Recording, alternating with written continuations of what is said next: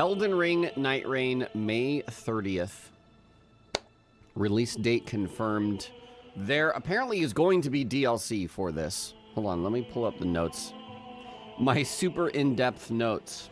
A select few of us were flown out. I went to Las Vegas. The only other people there that I knew in terms of like content creators were Ouroboros and Iron Pineapple. There was kind of an unfortunate thing. They had set up and planned all along for it to be in Los Angeles, Hollywood, but unfortunately with the fires and everything, they had to last minute move. We got to play quite a bit because me and Oro and Pineapple were just like, we finished and we're like, can we just watch people play and stuff? And they were like, yeah, okay, whatever. And then we were just kind of like vulturing until, and maybe we would kind of occasionally be like, no, hey, the stations are open. Could we like hop on, you know? That's where I got this shirt from. And fun story, we went out drinking after playing Nightreign.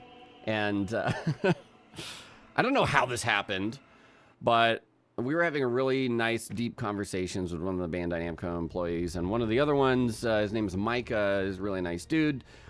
We kept kind of talking about where these shirts are from. And he was like, you know what?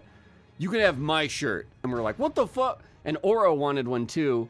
And so I did a rock, paper, scissors with Ouroboros, and I won. And so Micah was like, all right, I'm going to go back to my room. I'm going to take my shirt off and you can have it. And I was like, what? What are you doing? And that's what happened. He went back to his room. He took his shirt off and he gave me my shirt. So literally got the shirt off of Mr. Bandai's back. This has all the 4 classes that are available in the network test on it, on the side here, and we'll talk about it. So I have 18 minutes of B-roll footage here that we're gonna go through, and I'll point out what I experienced, what I know, and if you got questions, feel free to ask questions. Elden Ring Nightreign, we all know more or less what it is, sort of, but this kind of confirms everything. And this is what you experience when you actually sit down and play the game. You get matched for a group. It shows this cutscene every time, depending on what classes you pick. I'm gonna make myself smaller now because I don't want to block stuff.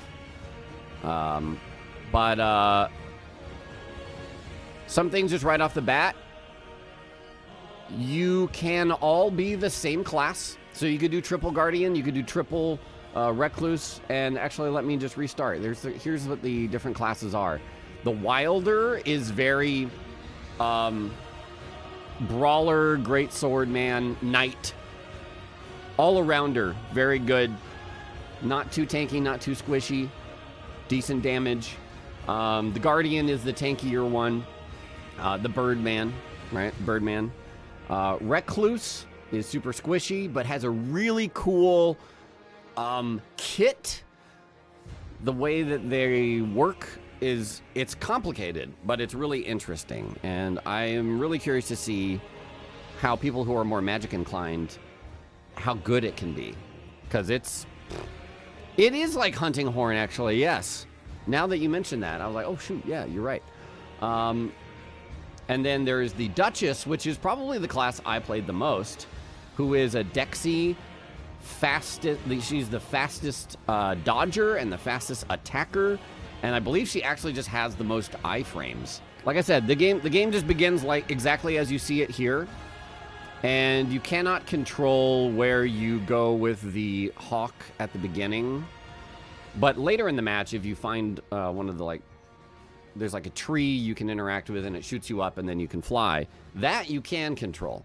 For our experience, there were, I think, only like 2 spawn points. But I want to stress, before we get into all these details, and even if you've seen everything already, I would like to stress how much a particular, the employees were like, they couldn't say anything, but we were like, yeah, how much does the terrain change in the game? what does this all entail? Like, how much, what on the grand scale and the full release is it going to be? And they're just like, they couldn't say anything, but it seems like, because one of the points that they mentioned, I know I'm kind of just rambling, but I'm going to be rambling this whole time. One of the points that they have made before is things like volcanoes or swamps are going to affect the terrain. And we would be like, okay, does that mean in the middle of a Nightreign run, something's gonna happen, it's gonna come on the screen and say volcano has appeared, and you're like, what the fuck? And then the terrain has changed, and they're just like, which I know just means that they can't say anything, but with the amount of times that happened and the things that were being alluded to, I would expect potentially crazier things than we might expect based off of that. You know how From Software is. A lot of the mechanics in here genuinely are kind of Fortnite-y, but not necessarily in a bad way. The coolest thing for me, honestly, are the gameplay changes. There are a lot of new animations for the weapons, and of course the players are just so much faster. You get a super sprint. You have your normal hold B and sprint for like while in combat, but you also have super sprint where you click stick and then you're like zooming. And the way it works is you can level up in the middle of a run. You need to, in fact, you really want to. You start at level 1 and you can get your level 2 really fast, pretty much right after like clearing this little small camp. And from what we could tell, you can share, this is the super sprint. From what we could tell, you can share runes from like across the map. If somebody's on one side of the map killing enemies and you're over here killing enemies, you'll get the runes from that. So, if you were both doing really well, you could probably get a lot more runes that way, potentially. But there are bosses that are, very tanky, and they're kind of designed to have multiple players for. I'm excited to tell you about Recluse. Recluse is very like hunting horn, like Soy said. But first of all, really quickly, we're looking at the Wilder here, and every class has like a passive, a small cooldown active ability, and then like an ultimate ability. And the passive of the Wilder is they can like once a minute or something like minute cooldown, they can cheat death basically. If they were going to die, they just don't. Once. It might have been a longer cooldown that I recall, but they actually show that here, and I didn't realize it until much later what it actually was. So I'll show you when we get there. They have a grappling hook, which is you can use on the ground for traversal, and you can also pull yourself to enemies or pull enemies to you, which is really nice.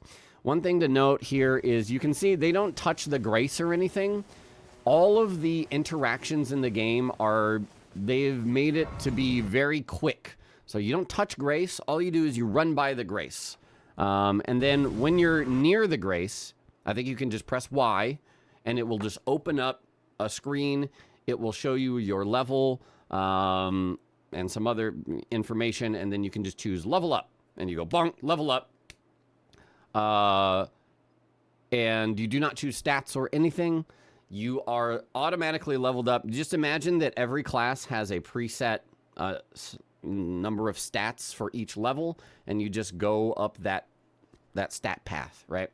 And the reason that the reason that it needs to be fast is because, yes, there is a big Fortnite storm that is closing in, and we played probably, I don't know, like 6 or 7, maybe more matches.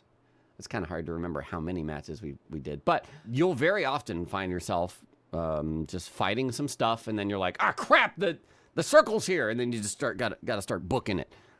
So you really want all the interactions to be super quick, super fast. So the matches are 3 days. 2 of the days are like this, where you're running around, collecting loot, fighting mini bosses, that sort of thing. Each day has a major boss at the end.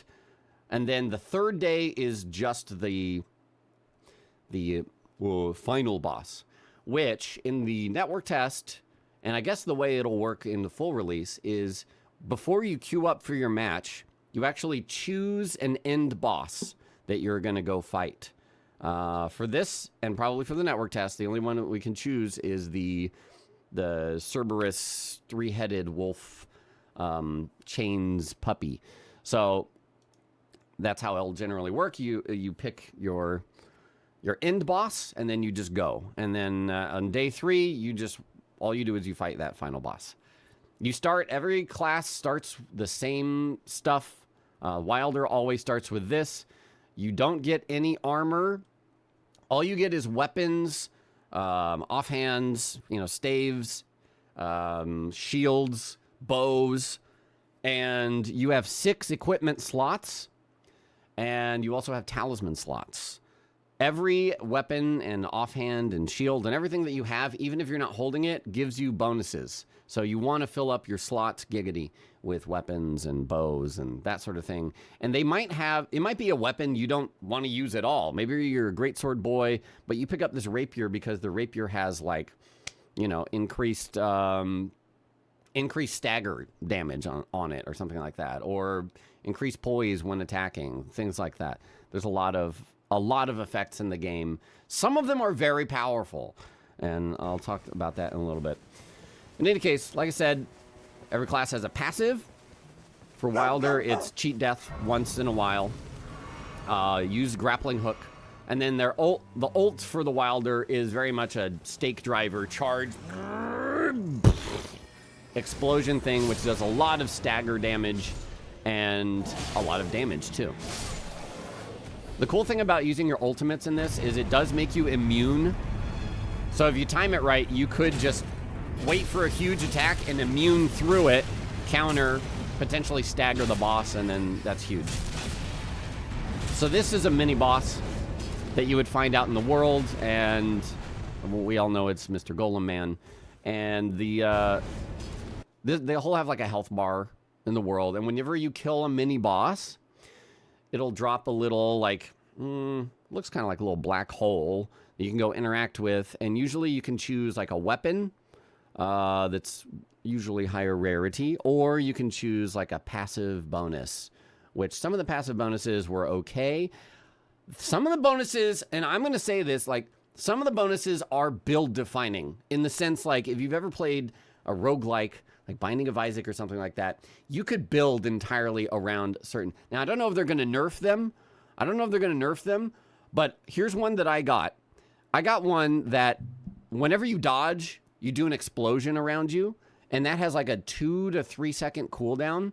But let me tell you, this dodge explosion was dealing probably 2 charged R2s worth of damage for my weapon at the time. It was a lot of damage. So I could just stand there and just like dodge. But even if I just forgot about it and just did normal combat, like I was already just doing so much more damage. There's also like when you sprint, you'll leave a trail of fire behind. Oh, and there's some other ones that you might think are absolutely worthless. For example, when you are walking, when you are RP walking, holding the stick just barely, you will randomly fire like frenzy beams from your eyes. Or one of them was like, creates like a frost thing around you, I think. And you might be like, what? You're never going to be walking, but check, I didn't think about it. If you play a class like the Recluse or something that's casting spells, or you're using a weapon art like Wild Strikes, those that slow you down, that's considered walking. So if you start to like piece together things, you're like, okay, I'm going to do a bow build where I'm just strafing right and loosing shots, but now I'm also shooting beams and I'm also lighting the ground on fire and all this shit. It's like the possibilities, who knows? And we also don't know how limited those effects are in this build, right? This is essentially the network test that we got to play. So a very, very small chunk of the game that we got to notice, got to look at. And so, like I said, whenever you beat a mini boss, you can usually get a better quality weapon. There are white, blue, purple, and orange quality weapons, and they are gated by level. So I would say Once you get to the end of day 1, you're probably level like 5, 6. And 6 is the requirement for purple weapons, if I recall correctly. Level 3 is required for blue weapons. And then I think it was 9? Oh, 9 was... no, I think 9 was epic weapons, purple. And then orange was 12. Which, oh man. I will say this. I don't know if they'll probably have this in the network test, but they have a roundtable hold that you all start from. Like, that's where you gather your party. That's where you queue up. But also, they have a test area where you can spawn enemies. You can give yourselves whatever weapons you want to test stuff, and you can just pick the legendary weapons and see what they do. Check this out. They have updated like how they work. Dark Moon Greatsword, right? I don't think I have my notes anymore. I don't know where they went. Dark Moon Greatsword. I'm just remembering this. Every single time you R1 with Dark Moon Greatsword, it executes the Karian retaliation effect. So if you R1 into a spell, it just it disappears. In addition to that, if you hit an enemy, it will increase, I think, the magic damage they take by 10% or something like that. Yeah, you just hit spells away. It's nuts. Some of the effects they're doing are super, like, over the top like that. In one of the rounds, I got a legendary weapon. It was Millennia's hand. I don't think it had, like, a crazy effect like that. But it was also, you know, it's fast paced. It's in the middle of the game. I didn't just sit there and read it. But again, they have a training area where you can look at all the weapons. You can figure out how it all works. Now, this is like, again, this is like Fortnite style. You'll find corpses. It'll spawn items. There are consumables. There are, of course, like resins. You can resin anything. There's no limits like that. A lot of the things that are like, well, you could do it in this case, but not this case. They removed all that to make it just very streamlined, like quick go, go, go, go. I don't know if you can resin bows, however, things like that, but maybe you can. There are 4 inventory slots that you can carry with you. And you'll get things like throwing knives, kukri, fire bombs. The resins were very nice, or grease, sorry. The greases were very handy for just getting some early game damage. It was nice. And this is what it looks like. This sort of effect down here is random. And depending on the rarity, you'll have more effects. I think you can have a maximum of 4 effects on a weapon. Improved chain attack finishers. Great. So if you do a full combo attack, then I guess you get 10% damage on the final hit of it or something like that. This game will be playable solo. However, it is not balanced.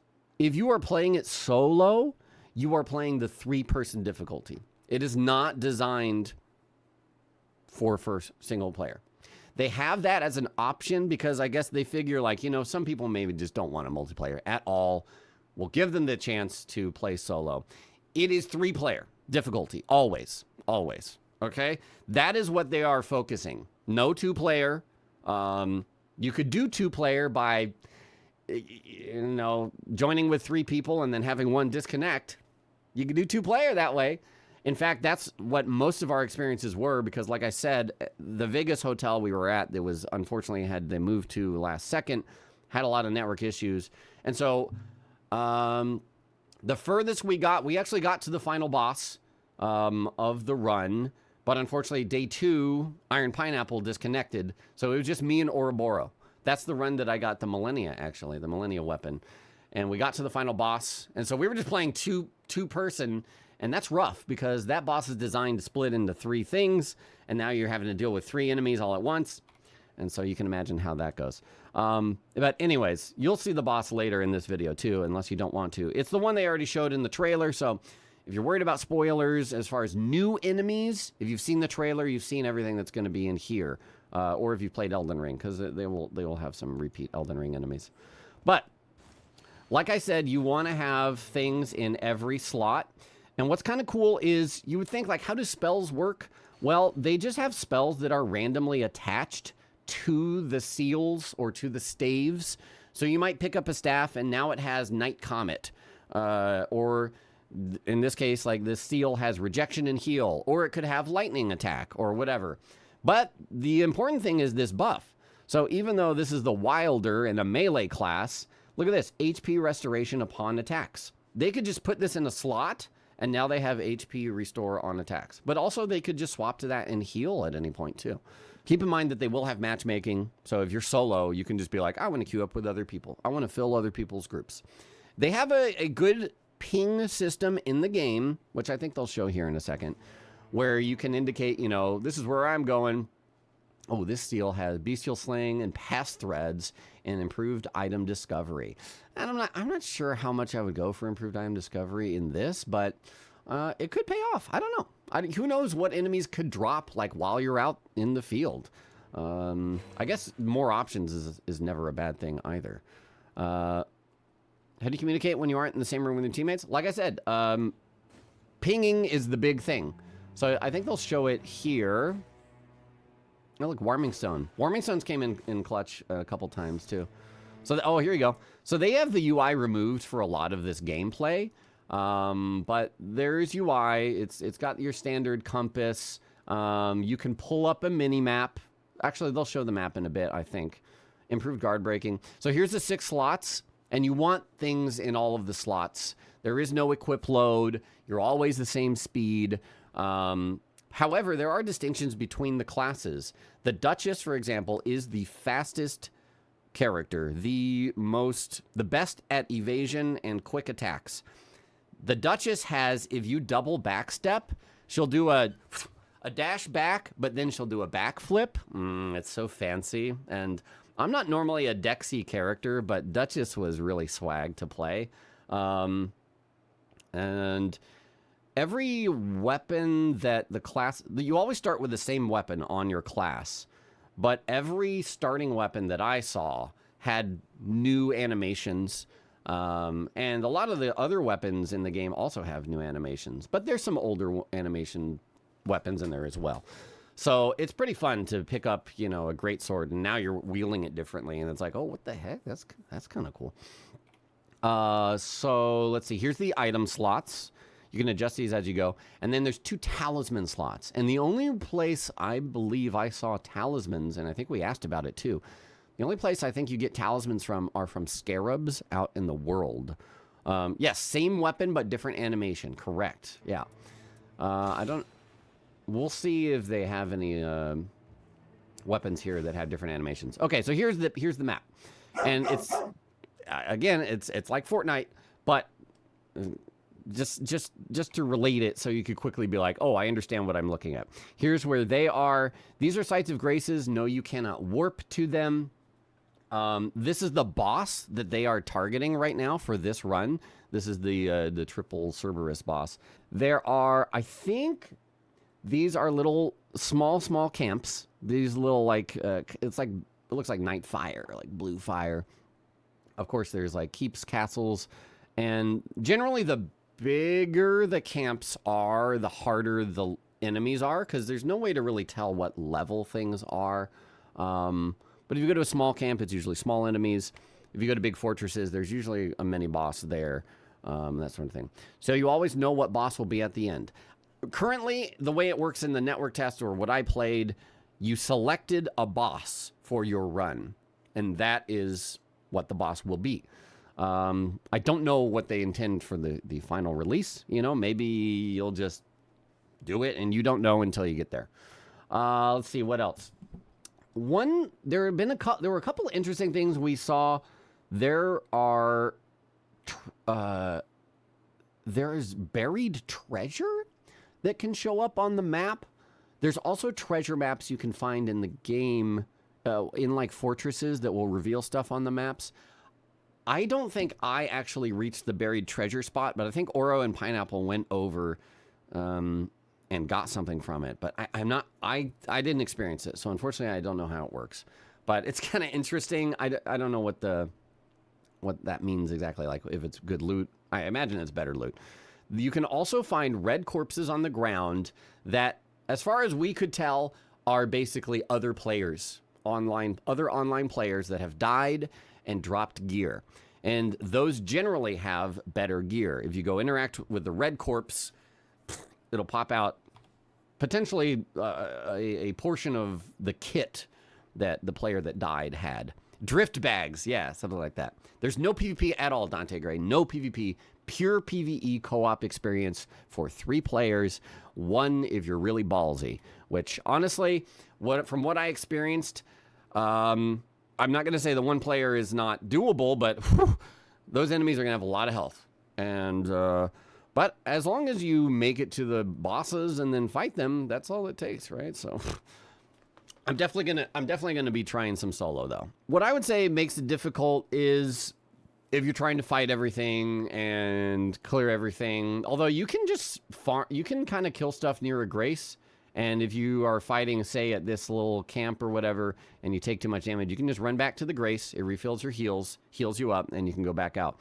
You have 3 Estus Flask from the start, but if you see this is, I believe, America Church, and if you go to a church, you can interact with the altar there, and that will give you +1, not +1, sorry. That will give you an extra charge of your Crimson Flask. Now, this is much later before we talk about it, but there are basically, essentially blood gems. They're called relics, but when you're outside of the game, you can slot in relics that are class-specific, and those can provide you benefits that you can carry over. Metaprogression, right? But it reminded me of the blood gem system a lot. These relics even looked like gems or stones. And you will get these upon the completion of a run. Even if you do not win the match, it will give you, I don't think they show it in this video, but basically there's like a you finished screen, whether you succeeded or lost, which I guess we only ever lost. And that's where the majority of those gems come from. In addition, you'll get a currency, and I believe the currency will allow you to purchase some of these if you're looking for more specific ones outside. There was a vendor, well, there wasn't one in the network test, but they told us that there was a vendor that you're going to be able to buy stuff from in the Roundtable hold. So there is that. Another cool thing for those people who are more story-oriented, whenever you're in the Roundtable hold, you can select which class you're running around as, and whoever you're not will be kind of posted up in the Roundtable hold, and you can go and you can talk to them. And there wasn't really much dialogue to them, but I imagine there is some cool things that if you keep talking to them and you keep leveling up and that sort of thing. The meta progression, Jergy, I was talking about is this relic system where you can slot in class-specific gems to give yourself benefits while you're, outside of the game, and then those will kind of help dictate what you're doing in the game. There are some powerful passives, and I think relics that do this as well, but one of the passives was whenever you drink, you'll also heal your allies in a short radius around you. There are definitely support buffs, like you regenerate FP to people near you, you can regenerate health to people near you. The Guardian class has some stuff that's like gives your teammates like big defense for a temporary amount of time, things like that. They didn't comment on anything skin related, FYI, and we did not experience anything from that, so I couldn't tell you exactly what that is. There are Everjails here. You can find Stone Sword keys rarely as loot. And if you go to the Everjail, I don't know if they're going to keep this. You'll summon a boss, and like they show one in this, and it's an omen. I'm trying to remember what else we fought as a boss there, but they're just kind of like mini bosses, as you would think in Elden Ring. And they started at like half health or like 70% health. They're like damaged, and they were pretty easy fights, and the rewards were fine. But yeah, I don't know what they're. Who knows if they'll change how those function. Let's see here. So this is them pinning a location on the map. Once you do that, it does appear out in the world like in Elden Ring. And also every person in the game has their own color. So you can hopefully, you know, be like, okay, our Duchess is green and our Guardian is red. So I know which place they're going as we go. So they're just showing off this. Ooh, this is great. No fall damage at all. Fast movement. Again, you get a super sprint. You can be really speedy while you're traversing the world. No torrent. F torrent. This is using the Wilder's grapple hook to traverse faster. He had a lance. Now he's got a greatsword. They're just kind of showing off the different weapons. Here's his ultimate. Very well timed. Very scripted. Does a lot of damage. Does a lot of poise damage as well. This is a mini boss. In fact, in this exact location, we found a dragon. So now it's a Leonine Misbegotten. And I think we found the dragon here twice. So again, with what we played, with what you're going to get a look at with the network test, I'm going to say that things are very limited. And the full game's going to have a lot more. So this right here that's about to happen, I believe is the Wilder's passive, cheat death ability, essentially, which is that. And it looks weird, right? It looks like a deflect, but it's actually their cheat death ability from what I've gathered. Bonk. Oh, that's the knockdown. Here comes the cheat death. Boom. And so if you see that, then I guess you know your thing's on cooldown. Some of the effects, some of the cooldowns are a little harder to notice. One thing that I had feedback on big time is, and you'll see it in a bit here, is if you are inside or if you're outside of the safe circle and you're taking damage over time, that wasn't quite as obvious unless you were just staring at your health bar. So hopefully I would like if they made it more obvious.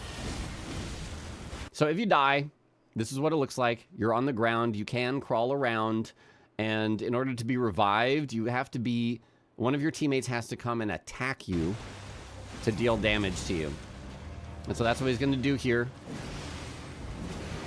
And when you're dealing damage to revive somebody, the more damage you deal, the quicker you'll revive. So if you have a huge greatsword, maybe you do one charge R2 and that'll revive him fully. Or if you have a dagger, you might have to R1 them like more times. It's so silly, but it works out really well because sometimes they might be on top of the boss and you can just attack the boss and also res your teammate at the same time. So it's handy. It seems like a silly idea, but gameplay wise, it works really well. Additionally, you can be downed infinitely, to my knowledge, but it gets harder and harder to resurrect your teammate every time. They have like a 3-part circle. Like, imagine a circle cut into 3 pie slices. And the first time they die, you just have to do 1 pie slice worth of damage. But then the second time they die, you have to do 2. And then the third time, now you have to do all 3 pie slices worth of damage. And so it gets harder and harder to res them. But you can still do it. You can still do it. So the classes that I played the most in the network test, which there will be 4. There is Birdman, who is the Guardian, a tankier class. The Wilder, who is kind of all-around brawler with great sword. The Recluse is the magic user, who gets downed here and rezzed. And then there's the Duchess, which is not in this group right now, who is the flashiest and fanciest. And when they show up, when they start playing as the other classes, I'll explain how they work. However, I did not play the Guardian at all. Here comes the Guardian, though. They default with a halberd, I believe, and a shield. From what I recall, they've got a strong shield stance that is their passive. They've got this AoE wind attack that is their kind of their low cooldown active ability. And then their ult, as we saw in the original trailer, is their huge dive bomb. Which does a lot of damage. And then you can also like hold the button after you've... So also the keybinds for doing these abilities are Hope you guys like holding Y and pressing buttons, because that's how you do them. You hold Y and you hit left trigger. Bamco is in YouTube chat. Bamco, hello. Oopsies. I'm just talking and blabbing about here. Cheers, Lobos. Thanks for sharing your experiences so far. We can't wait to hear what everyone thinks about Network Test this weekend. Thank you so much. Thank you for having me out and for just blessing me with the ability to bring this information to the people and for dealing with us when we're just like, can we play more? Can we play more? Can we play more? Can we play more? Yeah. So here's the dive bomb ability for the Guardian. And to activate this, it was you hold Y and I think you press right trigger is the ultimate. And then Y and left trigger is like your more basic ability. I could have that flipped, but that is the keybind, you know, that you're using for that. Yeah. So this is the big dive bomb. He does big damage. And it's cool because in this little clip, their Wilder gets downed here. So in dive bombing and killing the enemy, he's also rezzing the Wilder. So some cool utility there. And I don't think they showed it there, but also apparently if you hold the button, it will provide like a defensive buff to the team around you. I want to say it was like practically like it makes them like really tanky or maybe even immune for like a few seconds, which can be really powerful. But again, I did not play as the Birdman, so I'm only basing that off of what I heard. So here's this circle, and Birdman is panicking because they didn't realize where the circle was. And you see how it's, I think that it could definitely be shown a little bit better where the circle is, but you can always use your map and see where it's closing in and where you need to go. As I said before, no torrent in this. But you can just activate the Spirit Springs on your own. Whee! Also, look at that sky. Look at that sky. It's so pretty. Hold on. Yeah, look at that. So pretty. Colors, man. I love it. Yeah, there's little wandering enemies like this. Oh, what the? There's a pot man up there. We didn't see that at all. You see the pot man up there? Pot man. Or maybe it's just a pot enemy. Yep, just like a regular pot enemy. I don't remember seeing pot men at all when we played. One of the other cool passive effects that you can get is basically you occasionally just spawn glint blade phalanx, you know, and then those will shoot out and attack enemies. It's another passive you can get.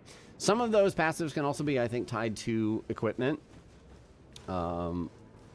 I could be wrong about that. It might just be things that you grab from Minibosses or whatever. Here they're coming to America Church, and they are getting a +1 charge to their flask, which is cool. I think the way it works, I think the healing is kind of like Bloodborne, where as your health goes up, it's just scaling with your health, scaling with your level. Or the amount healed is scaled based off of your HP. Percentage heals, as far as I could tell. I could be wrong about that. That was a scarab. Again, the scarabs were the only things we saw that dropped talismans. And it does drop one. All the loot is shared in the sense that, you know, only one talisman will drop. So you have to, like, see what the who the talisman is best for and agree on that sort of thing. Can you tell us which bosses from the 3 Dark Souls have you seen? The bosses that we fought were only Elden Ring bosses. Oh, no, that's not true. Sorry. Centipede Demon was in the network test that we played. So you'll probably be seeing Centipede Demon again. Everything else was either Elden Ring or new. And basically the new boss was the dog. The 3-headed dog. Bonk. That's a grappling hook. You can pull smaller enemies or charge 2 larger enemies.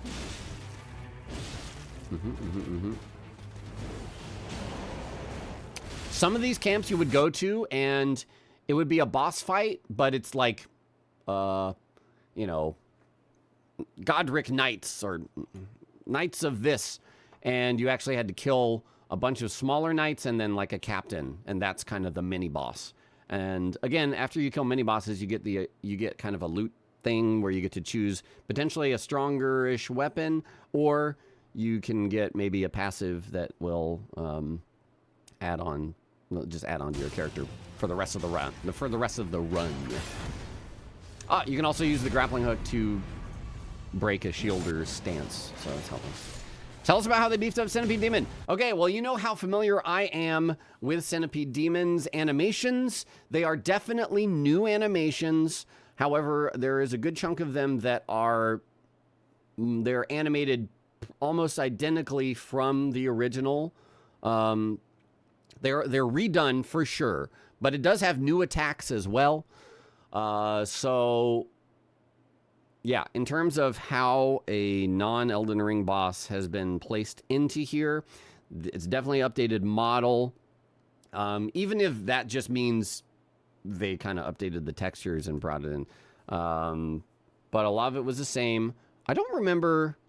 No. Yeah, I do remember cutting off its arms, and then you can kill the little thing, and then I think it grows back its arms and tails. Yeah, it's. I didn't write that. I didn't do a lot of note taking. You know, I start off with these sorts of events, and I'm like, I'm gonna take notes. And then I start playing, and I'm just like, nope, I'm just gonna play. But yeah, I'm pretty sure we cut off tail or arm, and then it spawned little dude, and then yeah, you can trade with other people. Yeah, you can just toss stuff on the ground, and then they can pick it up. Imagine Fortnite. And what else? So Centipede Demon, like, for example, here's a difference. His leap attack, where he just jumps straight up and then falls down. He jumps much higher for one of his jump attacks in this. He still does the thing where he grabs a fireball and he throws a fireball down. He had definitely a different frontal attack that I was like, oh, okay, that's cool. But yeah, so I would say, like, think of it as like Centipede Demon Plus. But all of the animations did look like they were updated, whether that just means they were, you know, reanimated from scratch or just slightly tweaked. They're not 100% the same, but that might not be the case for every enemy, you know? Oh, nice. That's the dive bomb again. The release date is May 30th. We know this by now. There will be a digital deluxe edition. There will be a DLC for the game later down the line, including new biomes. All they said is biomes here. I put bosses ? Presumably new bosses. So remember that this is a fully standalone game. It is not a DLC. It is its own game, and they are actually going to do new stuff for this game as well. So you can expect that. If you missed it already, there's a collector's edition that comes with the Wilder figure, and they're also doing the helmets as they have done in the past. This time it is the Wilder's helmet, as you can see it on the character there. I'll just read through these notes all real quickly. You earn runes while you play, level up at graces, everything fast-paced, no need to touch graces, no open chest animation. You just kind of get in the vicinity of the thing, press a button, and it'll distribute loot or heal you or level up or whatever. What if they've said that there's going to be randomized events like an emerging volcano or a swamp, as we've seen in the trailer. You know, there's swamp stuff. I don't know about the volcano. I don't think we've seen that yet, right? But how that manifests is still up in the air. We could not get an answer from Bandai. They were very much like, we'll see. The skills, the ultimates, super sprint, Sekiro wall jump, which is great. Let's see, 6 weapon slots all benefit you. You level up, you don't select points. The stats are auto-allocated. Churches for flask upgrades. No torrent. Stone sword keys. You'll find basements like this that just have a bunch of chests in them. There's no stat requirements for weapons. However, you level up during a session, and they will have level requirements. You can get prawn. Okay, so here we go. So this is a level 3 weapon, a blue weapon. And you might find, say, tree spear that is white quality, I believe. And basically the quality of the weapon will determine how many of these extra effects you can have. And I believe you can have 1 to 4 effects, or maybe 0 even. You might have 0 at the start. But anyways, I think you can have a maximum of 4 effects on a weapon, which is a lot of effects by the end of it. Loot is shared, so they're both seeing the same loot on the ground. You need to like kind of communicate or at least understand what's for your class. One thing that Iron Pineapple was very focused on, and we all tested, is they are doing their best to obscure things like stats from the player. You can see them, but it's kind of in a weird way. I think their intent is to just be like, oh yeah, you're a knight character, get knightly weapons, like a big greatsword or a sword and board. Or you're a caster, you should just pick up like staves or things like that. But legitimately, there are stats, and there is still like scaling from stats. So he tested in using like a regular strength greatsword with the Recluse, who could use it, because the only requirements are your level, right? Not your stats or anything.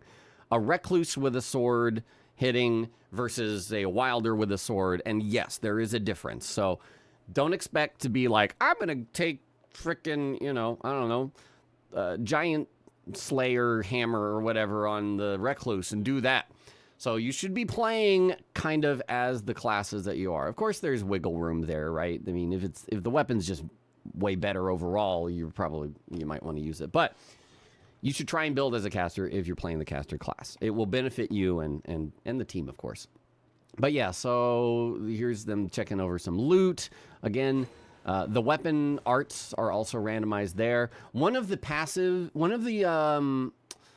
relics, which is the meta progression outside of the game, you can slot in class-specific relics that will give you bonuses when you come into the game. One of them now I'm remembering is like, you join the game and now you have this Ash of War from the start. So one of them was Hoarfrost Stomp. So I started the game as Duchess, and you start with like this dagger on Duchess, but now my Ash of War was Hoarfrost Stomp. So you can kind of get a strong start that way, or at least dictate what Ash of War you're getting. So yeah, it seems like there's going to be a lot of options outside of the game but however, again, the equipment that you have coming into the game is always the same. You always start with just your starting class weapon, as far as I could tell. And the goal is to get other weapons, other equipment, and all of the equipment you have benefits you. So here's the, I only used one of these once. There are controls for how to use this. Again, I used it once, and in that brief moment, I didn't 100% understand what I was doing, but I do remember that if you press A, you'll like do a dive down. Something like right trigger would like, I think, keep you flying up. But in any case, you can see how quickly you can traverse the world if you're like, okay, we need to get into the circle, or let's all go to this one fort and group up. And again, there's no fall damage or anything. And this is the Duchess character now. I wonder if she's going to do any flashy jumps. I think the dagger in her offhand is the starter dagger that she gets, which by default had like a magic buff into attack. Her passive, I think, was just that she is... Oh, I don't remember her passive exactly. I thought it was that she just has the best dodges and quickest attacks and that sort of thing. But her regular active ability is you can replay the damage taken on an enemy within like the last 2 seconds or something like that, which is huge if you combine that with, as we see here, the Wilder's going to come in and use his ult. There it is, which again is basically Stake Driver or whatever from Bloodborne. And now she's going to do a little animation here, but what that actually does is double that. Ka-cling. And so it hits the boss. If everybody lands like a big hit, let's say you're playing with 2 Wilders and they both ult at the same time, and then your Duchess doubles that damage, that's massive. So yeah, she replayed that damage that it took, and then now you can get crits. And lovely, you can hit enemies while they're being crit. Look at that. That was such a welcome change. I was so happy, like, because, so, you know, we've been PvEing in Souls for so long, and whenever you see the boss grab someone or somebody takes the crit, you're just like, all right, we'll wait. But no longer need ye wait. So yeah, you can keep dealing damage. Oh my. Oh, did she do that? Hold on, did she do the backflip? Let's see. She's doing back dashes. Also, yeah, you can see. Nah, she didn't do the backflip. She just did 3 back dashes. You can see that every character, well, not every class, but some of the classes will have unique dodge animations. They'll show the Recluse here soon. The Recluse is almost like a mushroom head from Bloodborne, broccoli head. It's almost like the woo, woo. How do you know you're dealing damage? So the gameplay they're showing doesn't have the UI enabled. You absolutely have HP and that sort of thing. They will turn off most of the UI because it's work in progress. Things might change. But when you're playing, you actually have normal UI. You can open a pause menu. You can check your equipment. You have a health bar, stamina, mana bar, FP bar, whatever. And you can also pull up the map to check that out. You'll see damage numbers as usual, I guess, based on your settings.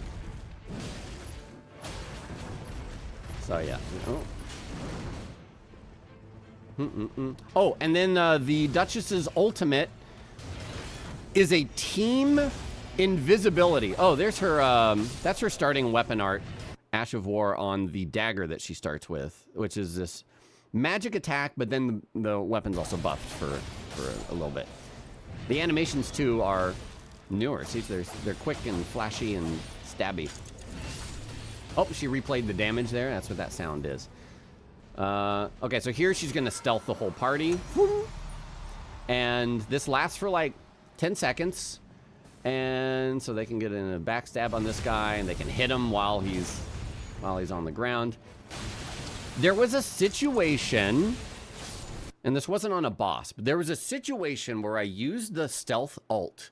And because I think the game considered me not in combat, because let's say my friends, my teammates were fighting something, I was not using stamina. And I don't know if that was a bug or if it was just intended, but really only works in the open world. So I was like, I would use the stealth, and then, while not aggroed to anything, and then I could run up and just like, without worrying about stamina. But again, I'm not sure if that was a bug or, and it also did not work in a boss fight because I think the game just considered me in combat the whole time. So, yeah, if you're curious, it's very likely that the build that we played is the same build that the network test is going to be. Okay, so Recluse is the most complex of the characters. I played it a few times. It's really interesting how it works. So, again, your spells, you'll start off with basically the most basic glintstone pebble kind of shot. But as you go, you'll pick up staves, you'll pick up catalysts, talismans. No, not talismans. Seals. You'll get seals. And the spells will be attached to those weapons. So you can cycle through them to use certain weapons, to use certain spells. And maybe you get a really good one and you're just using that one because that's the staff that you want. The Recluse, whenever you hit an enemy with a spell, whether it be a magic, fire, lightning, am I missing? Oh, frost. Frost? I think so. Maybe? After you hit an enemy, your active ability, maybe holy, your active ability will basically, you'll absorb that hit, and it's based on the elemental type. So what happens is, I'm going to use Glintstone Pebble. I hit an enemy. I will absorb that from the enemy. It will restore FP, and you have a UI at the bottom that's like 3 dots, 3 slots. Now you will fill one of those slots with a magic icon. Okay? All right, stay with me. Let's say I got a seal. Now I have Lightning Spear. I chuck Lightning Spear. I use my active ability. I absorb to restore FP. But now one of my slots is filled with lightning, right? And then you can also do this with fire. If you throw a fireball, now you get your FP back, and now you have a fire slot. So once you have filled these 3 slots, when you use that absorb ability again, it will instead cast a spell that is based on what are in your slots. So you could do triple fire, for example, and now you'll do the triple fire attack. I don't remember exactly what that one was. The ones I remember are if you do 3 magic, I think it spawned like a little kind of traveling orb that would like shoot magic at enemies. One of them was, I think it was like 2 fire and like a lightning, and it did like basically a dragon breath fire, like interesting thing. Anyways, the whole point of that is just to explain that it's a really interesting system. You don't have FP flasks, so the only way that you get mana back is either by touching a grace. If you can find like the starlight shards out in the world and use those to restore FP. But really, you get your magic back by using your active ability, which again has no cooldown. And the way that you do this is you hold Y and press left trigger. And that while doing that and restoring your FP, you're also filling these slots, these 3 slots. And when your 3 slots are done, the next time you use that ability, it will fire off a spell based on which elements you have stored up. And it's really cool. You'll see it happen in this as well.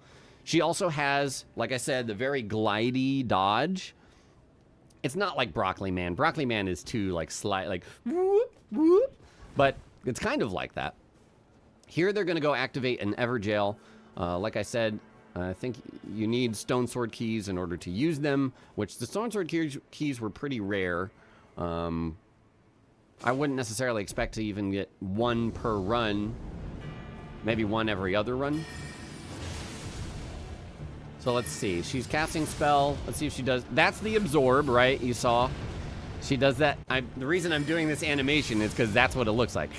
She absorbs it, and now she's got a charge of magic or whatever. You can't see the UI, so that might change. But look at her dodges. They're cool. They're floaty. This is her ult. Her ult will mark a target, and this is a very obvious thing, so it's good. When a target is marked, anybody that attacks the marked target will restore HP and FP. So you'll see now, I think she runs up and hits it, and she glows red and blue. Yeah, she's absorbing, sapping health and FP, so that's pretty cool. In addition, I think they might take some more damage as well. Let's see. She's doing magic. I think she does. Okay, so here you go. So she's doing one of her abilities here. She's going to have 3 charges. Oh, here's another interesting thing. She can also absorb damage applied to enemies from other sources. So let's say the Wilder has plus fire damage on their weapon. They're hitting the enemy and it applies a burn effect. She can just absorb the fire and then launch a fire thing. So there's a lot of different ways that you can apply effects, and she can get those spell absorbs. It's really interesting. Okay, so here she goes. She's going to use her so it looks like lightning, magic, and fire, right? These are all combining. Those are what were in her slots. And now it's going to fire off a spell based off of that, which is like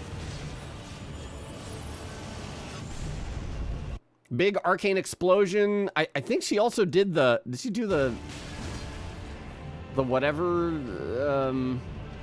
Red Mane Flames cast or something? I'm not 100% sure, but it's definitely a complex class that's going to take some getting used to. Big explosion. So that's cool. Someone mentioned this. I think Pineapple mentioned this in his video, but the T-posing guy, everybody's pointing that out. Whatever. T-pose is hilarious. I love it. Please put intentionally T-posing enemies in Nightreign. Thank you. There are caves, but honestly, I didn't spend too much time in caves because it's very easy to get sidetracked. And before you know it, the circle's closing in, and you're like, oh god, where's the exit to this cave, and how, like, you know, what direction do I need to go to get out of here? The circle works, as you can imagine, like Fortnite, like kind of the later game it is, the more damage it does. We fought these guys, and they were annoying as heck. They were very tanky. Of course, they work the same as Elden Ring. You fight them in the back. You hit the dude here. You can backstab them. The nice thing being, while they're being backstabbed, everybody else can attack. So that's cool. But also, if you knew, there was a little secret way to plunge attack these wagons. And now with Nightraign's movement, you can just climb them with the jump. And you can reach that plunge spot, so that's pretty pog. That's pretty freaking sweet. We did not figure that out while we were playing. And they just insta-explode, so. An easy way to deal with them. Now, as you continue the match, as you can see, the daytime is turning to evening. The sun is setting. As the sun begins to set, you will start to see a big yellow golden Erd tree appear somewhere in the map, kind of in the center of the circle, and you'll know that you need to head towards there because that's where the boss encounter is going to be.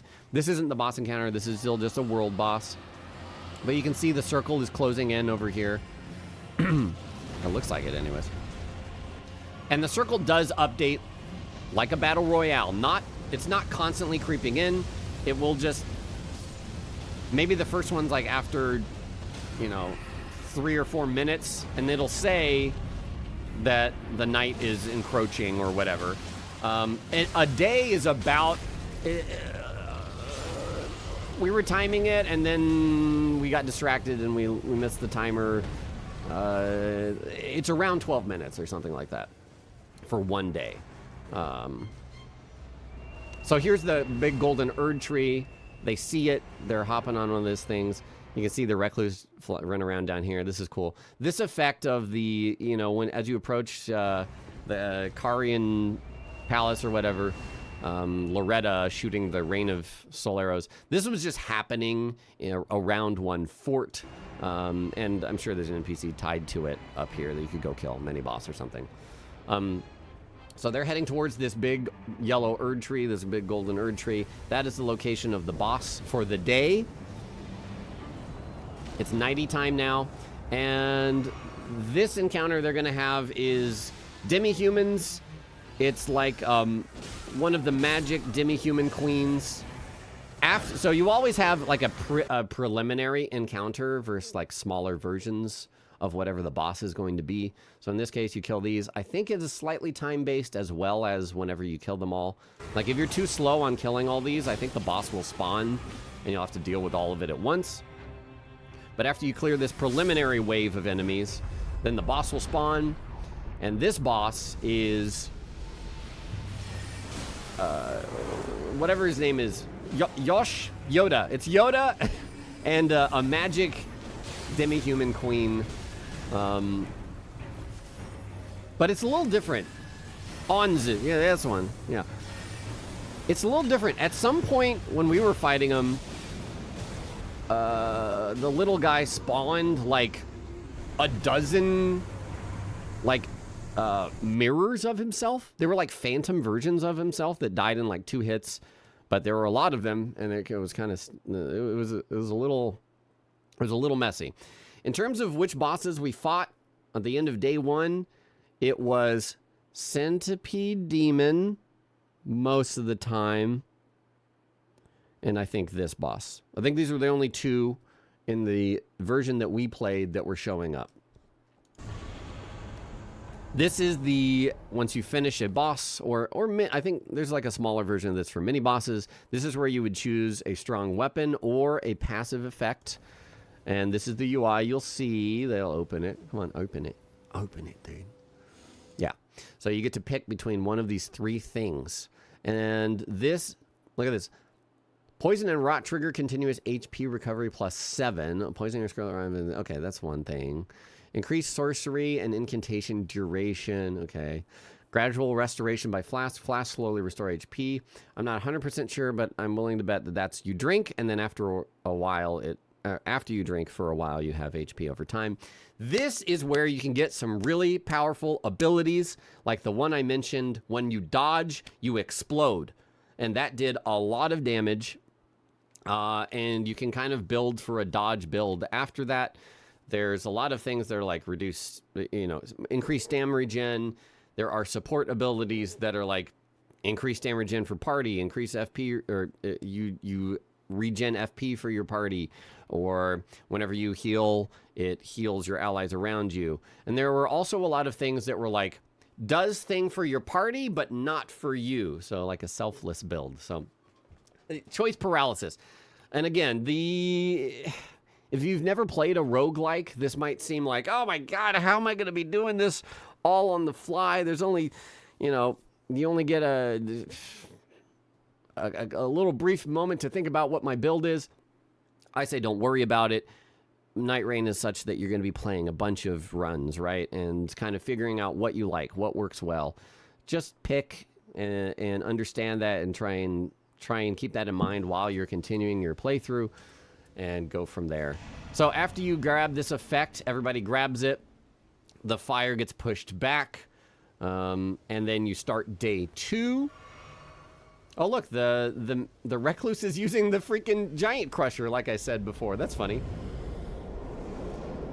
And now all the loot is kind of upgraded. I want to say the enemies are harder too, but the spawns change. We saw these. I'm not 100% sure that the spawns change. I think they do, but I remember in one case that this dragon they were fighting beforehand, we did not kill it, but we saw it, and then we did this boss fight, and then right after the boss fight, we went straight for that dragon again. So I think maybe the levels of the enemies are increased, but the spawns are still the same, so like you can kind of keep exploring the same map, going to new areas and that sort of thing. But the item levels do increase, etc. And then you go to day 2. Day 2 is very much the same as day 1. You continue looking for upgrades. Again, the loot is stronger, so you continue your build and getting things going. This area looks beautiful. When you start day 3, you're inside of a small tree that's hollowed out, and there are a couple of altars where you can, like, I think purchase some final stuff. You can do some final things before you go and fight whatever boss you've chosen. At least that's how it worked in the network test, is you get to choose a boss that you're going to fight on day 3. However, for the network test, I would expect you're only going to be able to choose this one boss, which is the 3-headed dog that was in the trailer. This cutscene plays, and then you're off. You get teleported to whatever the boss's arena is, and you fight the boss.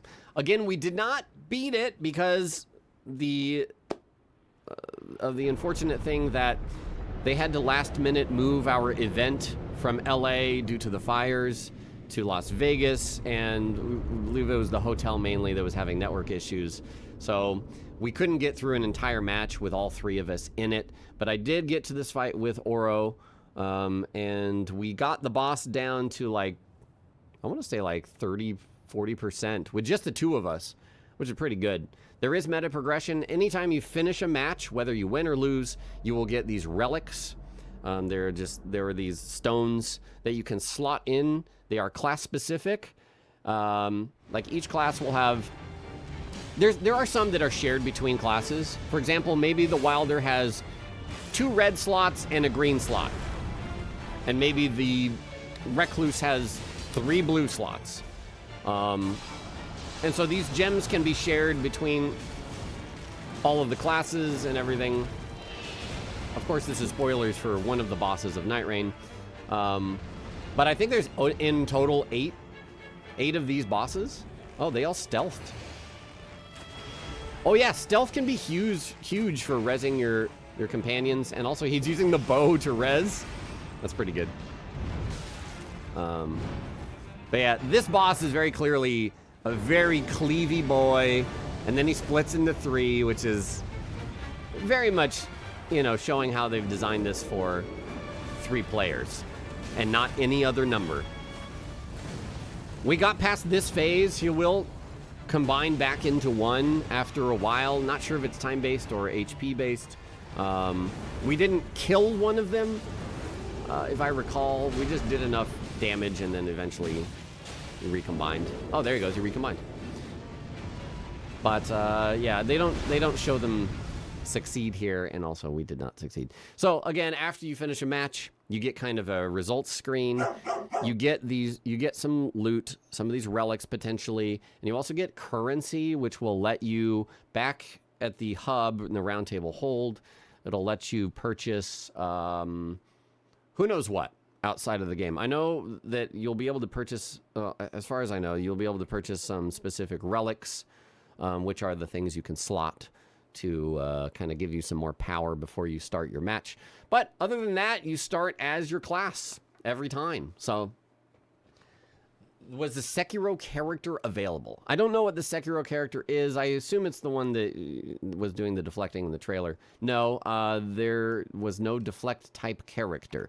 There were the four that I went over with, the Wilder, the Guardian, which is the Birdman, the Recluse, the Mage Caster, and the Quick Dex character, the Duchess. And so for this network test, expect to only see those four, but there will be 8 in the final game. Do enemies do delayed attacks? I mean, yeah, the enemies are pretty much identical to what they are in Elden Ring, so yes. You already know you're going to be a Duchess main. Yeah, I love the Duchess a lot. Let me put on some music, and now if you guys have any questions, I would love to field them, and I'll just let this kind of play while we listen to concert music. There may be, I know you guys, some of you guys weren't here for the whole time, so there may be things I've already answered. A lot of people are worried, so I just want to know if you can queue as 2 and match with a 3rd. I assume yes, but double checking.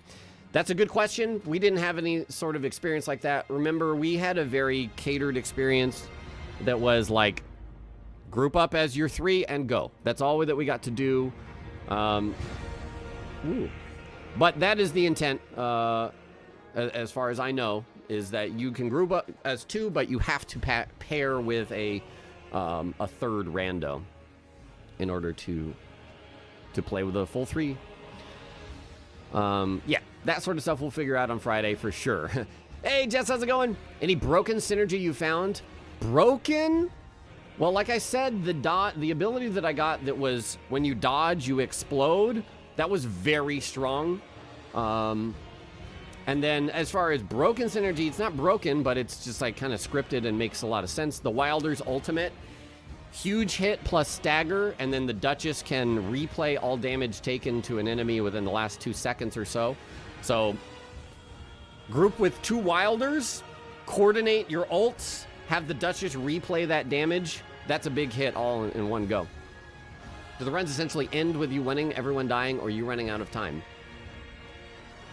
Those are the options, yep. There's no running out of time necessarily. There's only you dying. You die if you get caught in the storm and don't have any heals, right? If your health goes to 0, so. Is there crafting? I don't know. I don't know. There wasn't anything like that in the hub, but what we've got is a small little piece of the game, so it's hard to say. Can you date the other characters in the Roundtable hold? You could talk to them, but I'm not sure. I'm not sure. Can Duchess replay damage, another Duchess replay? I don't think we tried that. That's going to be something that definitely, with a lot more time and consistent connection, people will be able to test during the network test. We only had a limited amount of time to play the game, so we did our best, but we didn't get to figure that out. Absolutely, there's a cooldown on the bird flying ability. That is their ultimate ability, and it seemed like the way that it works is not only time-based, like over time your ult will charge very slowly, but also it seemed like dealing damage will increase your ult charge. So if you're being active and doing things, your abilities will come off cooldown a little bit faster. And you can also be all the same class. I'm 100% super stoked for this. I loved it.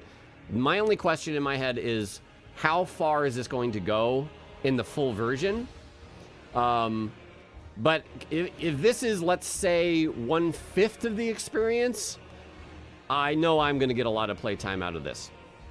I don't know if it is 1/5 of the experience. It could be 1/100th of the experience. It could be, I don't know. We'll have to see. We'll have to find out. It's From Software after all, and they're giving us a little bite, but who knows how small of a bite it is. How did Map Gen feel? So they did tell us very much that it's very limited in this playthrough, in this playtest. I think from what I gleaned, they wish it would show off more what the final game would be. Nobody said that explicitly, but that's what I gleaned, you know, that they're just kind of like, it is very limited. But as far as the map generation, camps would be slightly moved. But what you're going to get to play is going to be largely the same. Camps moved around, fortresses moved around. The core of the map is the same. However, again, with what we were trying to get out of the staff when we were talking to them there, I think we can expect some very different things in the full release. So keep that in the back of your mind. Don't write it off because, well, it's going to be the same thing every time. From Matt, thanks for the 50 months. Welcome back. Wetfire, Dope 2K4, Simply Dink. Appreciate you guys. Let's see here. Robert, thanks for the $5. Did they say if you can play only solo if you choose? You can, however, be prepared to be doing 3-player content by yourself. It does not scale to solo. You will be going up against bosses with 3 players amount of health, okay? So be ready for that if you're doing that. Can you have permanent buffs or level up for better start? Again, the meta progression in this game, the way that you can be stronger in between matches is you collect relics, which you get, I believe, 3 per class, and you slot in. The relics could be things like you start with Hoarfrost Stomp, Ash of War. That is one that I explicitly used. You could have things that are just like plus strength, plus dex. There are so many effects, like, and a lot of them, there are a bunch that are passives that you don't really feel, you're just stronger, and then there are some that completely change your build, and some that are much more support focused. Like I said, there's one that is, you drink your heal, and you will heal your allies around you, so like support. That dude is a bird. The Guardian is a bird man, yes. Is it playable offline without connection like other Souls games? I don't know. I don't know, but I honestly would doubt it. I would doubt it. There is scaling. We tested, Iron Pineapple tested the same greatsword at the same level with the Wilder versus the Recluse, and the Wilder did considerably more damage. So if you're thinking about your weapon choice, I would try and get a weapon that seems like it's for your build. If you're the Duchess, probably pick a dex weapon. If you're the Wilder, probably go strength, dex, kind of quality build. Guardian, probably more strength. You can play it offline / co-op for what you're asking. That would be great. I don't know. I don't have any information on that. You can play solo, yes, but you're going to be playing 3-player difficulty solo. So it'll be a challenge. You do not need Elden Ring. This is a complete standalone title. Complete standalone game, okay? It's what was it, $40? Is that what they said? $40. It is its own game. You do not need Elden Ring to play. The average 3-day cycle, each day was about 12 minutes or so, I would say. So including the final boss, probably 30 minutes per session. You know beating day 3 is a win condition, but can you continue your run after that? I don't know. We never beat it. Have you guys tested the solo run scaling? We were not able to do solo. Do you think the collector is worth it for the price? That is up to you. That is up to how much you value video games and how much you value your money. People need to realize this game is not just Elden Ring Online. Correct. It's a completely different game. Even though it plays largely like Elden Ring and is set in an Elden Ring-y type environment, this is a very experimental title that they're just trying to do something completely different with in terms of the core gameplay loop. So, yeah, it is a totally different game. I'm doing great, Cobra. How are you doing? Dropped loot is shared. The only loot that is not shared is when you go to like when you beat a mini boss, and now you have 3 choices to choose, like a weapon or maybe a passive. However, if you see a weapon that you don't necessarily want as a reward, you can take that and then you can drop it and give it to your teammate. But everybody has their own rewards for mini bosses and for bosses at the end. I've been drinking, well, I've been talking a lot, but yeah. Thank you. Parts. How did spells work if you have multiple catalysts? Did you have to swap to use the spells? Yes. Of course. It's just like, you know, if you were to press left bumper and you had a seal in your offhand, you would cast whatever is on that seal. I think, actually, I'm trying to think how this spell swapping works, because some of them have multiple spells on them. That, okay. I can't remember off the top of my head, so we'll just have to wait until the network test to figure out how that works. But the spells are tied to the weapons themselves. Now you're saying that, I was trying to think, oh god, there was something I was remembering that was, let's see, spell swapping, music, by the way. Oh, okay, that's what I was going to remember. They have changed the controls a bit. I believe, if I recall correctly, they have brought back Sekiro up on the D-pad to heal. Okay? I believe up on D-pad was heal. X is use item. So if you have consumables, that way you never have to like flip back to your heal. You can always just press up, and that is going to be your heal. In order to cycle items, I believe it was down on the D-pad. And then right and left would toggle your weapon slots as usual. I think having that dedicated heal button is a good idea. Because again, you might be wanting to swap your items and that sort of thing. That allows you to keep your, you know, if you want to grease ready to go and you press X to apply the grease, you're good to go, but then you can also heal whenever you need to. So. There is no fall damage. Nope. You can jump from the very tippy top of a huge tower and you're good. And you also recover very quickly. It's not like you're like, ugh. You just kind of do a roll and you keep going. The button for Cerveza Crista. The input for ultimates, you hold Y and then you press right trigger. That is, in my, it's either that or it's left trigger. The way that you do the active ability, and this is an active ability right here, is I believe it's Y and left trigger. That is how you do your active, which is not like your ultimate.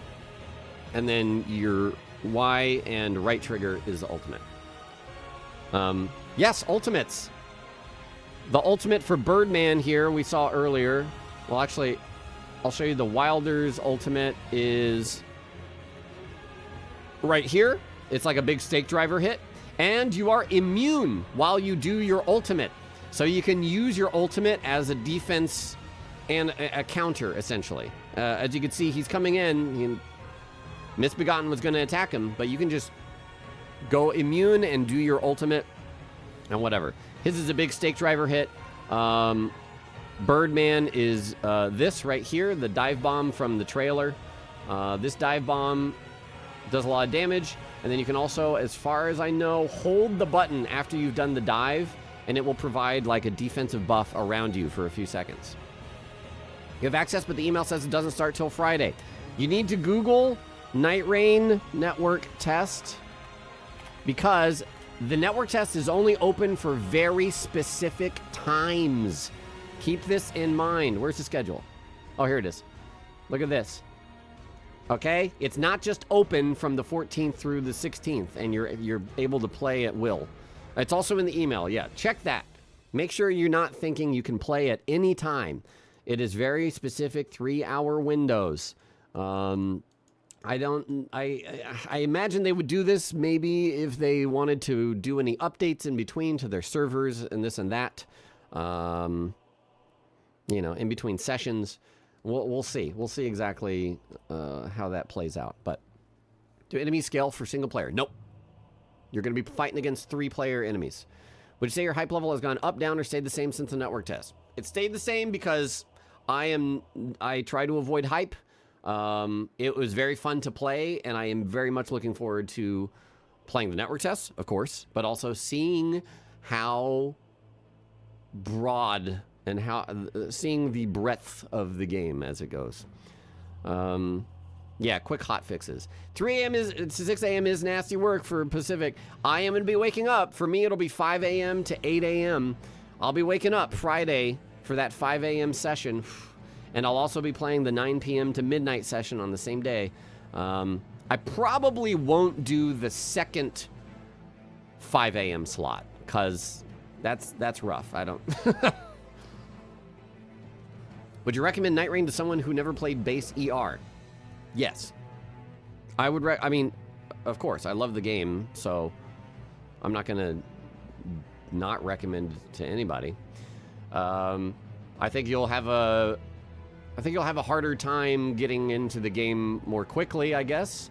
I think Nightreign is perfect for the gamer that started playing Elden Ring, got overwhelmed by the open world, and was like, I just want to fight bosses or, like, you know, fight things or play with my friends. This is perfect for that kind of gamer, that player. And of course, the people who did love the open world and just love Elden Ring combat, this is perfect for them too. There's an interview with the game director released today where he's quoted as saying there will be difficulty scaling for solo play. Well, then that has changed or was different from what from the answer that I got. Here's the other thing to remember. Bandai Namco is publisher, From Software is developer. From Software keeps a lot of stuff to their chest whenever they're pre-development and everything. A lot of times, with many different Bandai employees that I've interacted with, a lot of the time they're in the dark about a lot of details. And maybe the details they got are old, and maybe... I don't know. Maybe someone said something they shouldn't, and now details have changed. Yeah. So, I only know what I have discussed with Bandai employees. From Software might have a whole another idea going in the background. We never know. Scaling for solo, but not two-player mode. Mm-hmm. No Lobos Junior difficulty for solo play. You think they are aware enough to make solo scaling? That would be cool. I hope so. That would be cool. So interact plus heavy is the alt input, meaning two-hand is now interact plus light only instead of both. Interact plus light. The two-hand ability is Y and right bumper or Y and left bumper. That is still the same. Bumper, right? Bumper. To do your ultimate, it is Y and right trigger. These are the abilities, Y and trigger. That did not have a keybind in base Elden Ring. It was also trigger in Elden Ring. Oh, did it do both? Really? I've only ever used bumper to two-hand weapons. I don't know about... Or if you're talking about a PlayStation controller, L1 or R1. I never used Y and trigger or anything. New moves for returning bosses. I did fight Centipede Demon. Yes, new moves. Also redone old moves. Even if they are the exact same, like, concept for the ability, they are new animations. One example I gave earlier, the Centipede, when it just does its jump, it actually takes longer. It hovers in the air for a while and jumps much higher, too. From what I could tell. It's also got some of the same moves. It's got the ability where it pulls the fireball out of its back and then it throws it down. It's got some of the normal, like, slaps. You could cut off its arm. You could cut off its tail. It would spawn a little centipede bug. You could kill that. And I do believe I remember the arm growing back as well and the tail growing back. So, it did not drop the orange charred ring. I'm sorry, Fiber. Hope they're keeping some returning bosses from DS1, 2, and 3 secret. I hope so, too. I think the only returning boss that you will see in the network test is Centipede Demon, in terms of from other games, which is nice. I hope they're keeping a lot secret. Now, we didn't talk about Day 2 boss at all. The only Day 2 boss that I saw was The initial wave of enemies were Omen, like this. It was like 3 of them, right? Because 3 players. I want to say it was 3. And then after you defeat this wave of Omen, it's Morgott.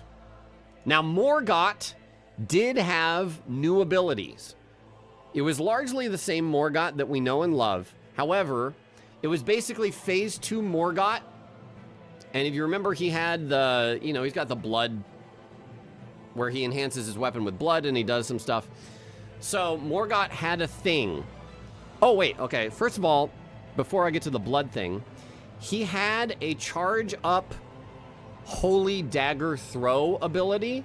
He really charges it up, and then he throws like 5 total volleys of the daggers, and it was kind of like a 1, 2, 1, 2, 1 kind of thing. So that's a new thing. Another new thing that was actually huge is he would do a slash with the blood, and it would do a in front of him, and one of the times he did multi-slash in front of him and then followed up with behind him. He wasn't even facing that direction. So it was like in front of him and then behind, I was behind him, and he did that and it knocked me down from behind. And I was like, what the fuck? So yeah, he's got some new stuff in there. He's been watching anime, like Virgil, yes, like that kind of blood, but it's blood effect, right? Blood slashes in a pretty large area. So did you find the best weapon, the Claymore, during your playtime? I don't remember. I'm sorry. I played mostly as the Duchess, and I also played as the Recluse, and I played the least. Well, I didn't play the Guardian, actually. For, believe it or not, Guardian hasn't been, just from a concept, a class that I've been super interested in. I have been more interested in the Duchess. The Duchess is the fastest character, at least of the 4 here. And I really like her movement. It's really fun. Love what's playing the girl. The betcha. Is the grappling hook fun for getting around? Like I said, I didn't play the Wilder too much. And when I did, I forgot about the grappling hook a lot. But I did use it a few times. And yes, it's cool for getting around. Oh, I can let this play. Sorry. Where does he show it? Just show the movement here. Boo, boo, boo. Yeah, I think it was right before this. No? No, maybe? Oh, yeah, right here. Like, see, you can grapple and use it to kind of launch yourself. Pretty fun. But yeah, overall, the game is so much faster. It's so fun to just sprint around and be like, okay, let's go check in what's in this little camp. Kill some enemies. To sway you toward Bird Person, Iron Pineapple said they also did good damage with Big Sword. I think 299. Yeah, I mean, that's fine. I don't mind that. Is there new music? Did you hear the title screen music for Nightreign? It's already out because people have downloaded the beta or the network test. And yes, it is a fantastic title theme. So I would expect more new music as well. Will this game be an endless slog, or is there overall progression? You're confused. There is meta progression, but it is pretty limited. It's not going to be like you go from nothing and now you're crazy, super powerful. It's more things that will tailor your build ahead of time. YouTuber likes to know how much, if any, frenzy you saw. I did mention there was a passive ability that I got after beating a mini-boss that whenever you would slow walk, you would you would about every 2 seconds fire frenzy beams from your eyes. And I mentioned this before.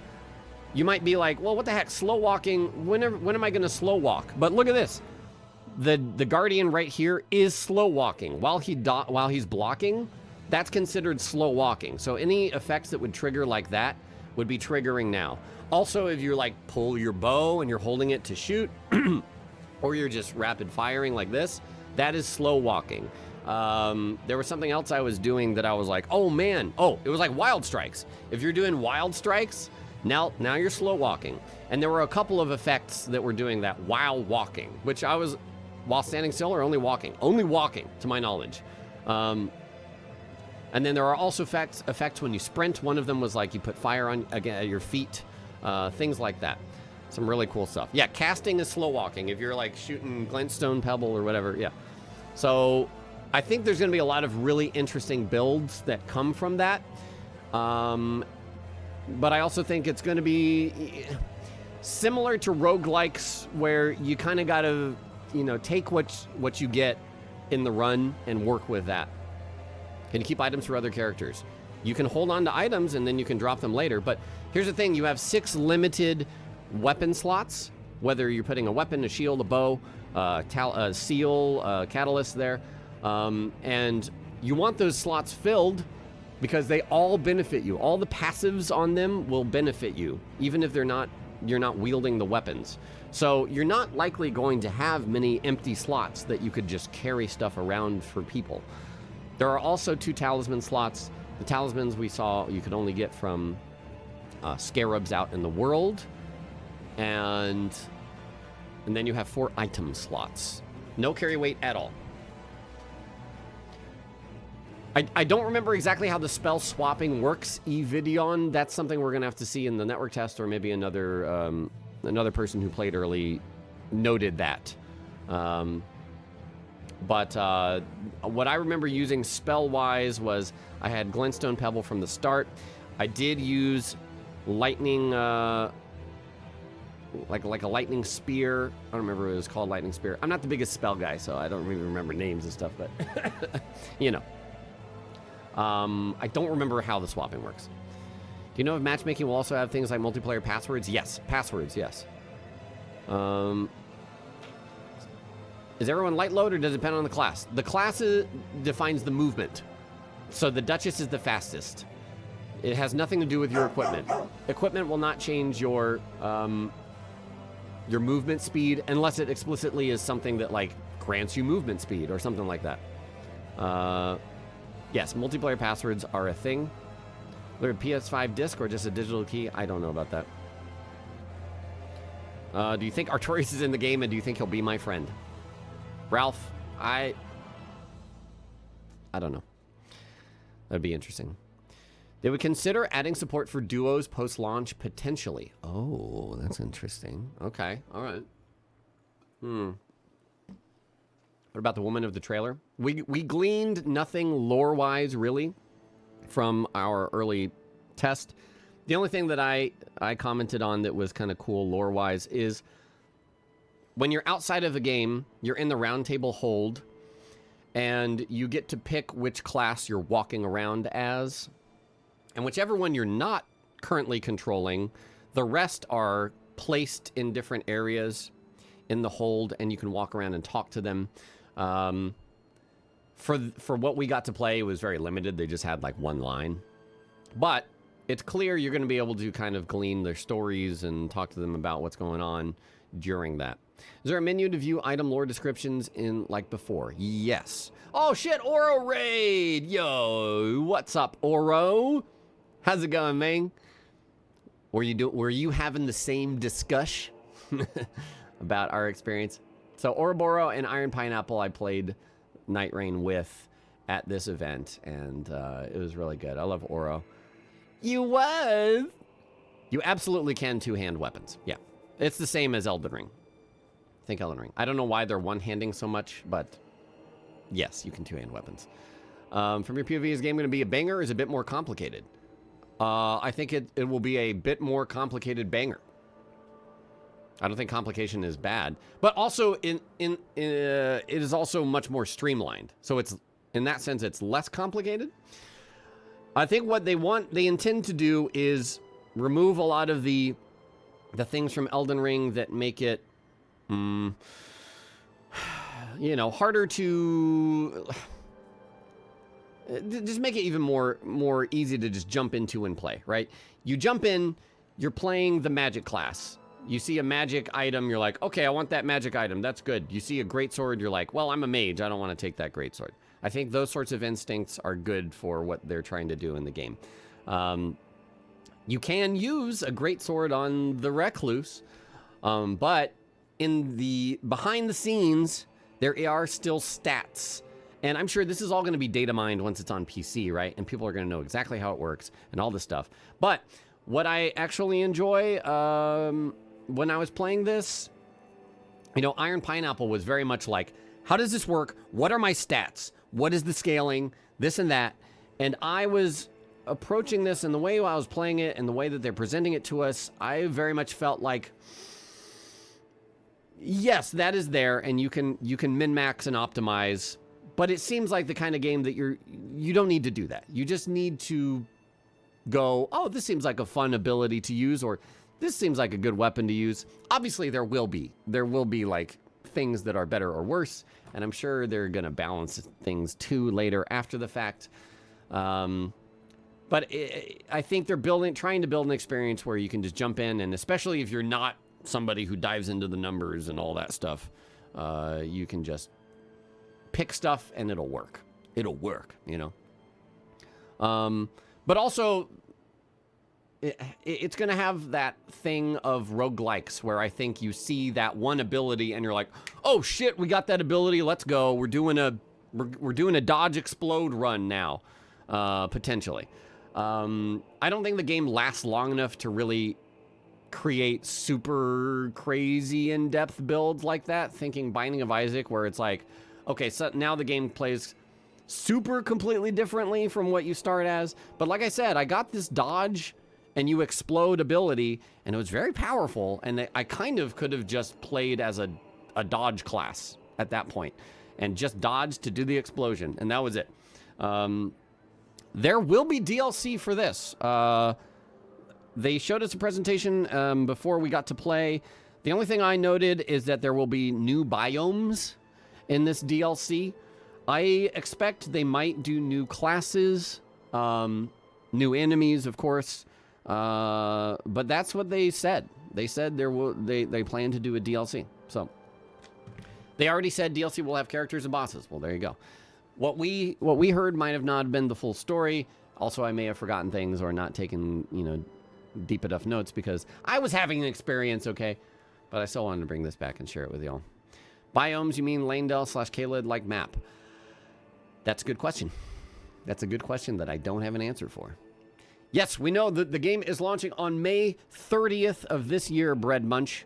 May 30th. So 3 months. We're going to get to play the network test, and then we get to wait 3 months, 3.5 months. There is no armor. You start and you look the same. However, this, of course, allows for there to be potentially skins to be unlocked. They did not tell us anything about skins, though. All right? So, officially, at least at the event, who knows? But I would be willing to bet that there is rip fashion. No, if anything, the fashion is preserved. Because if you were just getting random pieces of armor and stacking them on yourself, you're going to look like a World of Warcraft character with like fucking huge ass pauldrons, but now you're wearing a robe and you got the slippers on, whatever. If anything, this preserves the fashion, okay?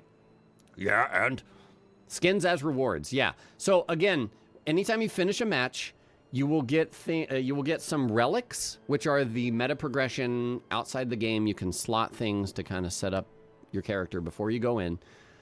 But also you get a currency. And this currency, I imagine you could use to buy specific relics, but also, oh God, there's a revenant over here. I don't like that. But also, I could see them using skins as a purchasable thing for this resource, So, yeah, we'll see. There could be whole new armor sets created for, I mean, there are, like, this is new armor. Like, these are new sets for the characters, right?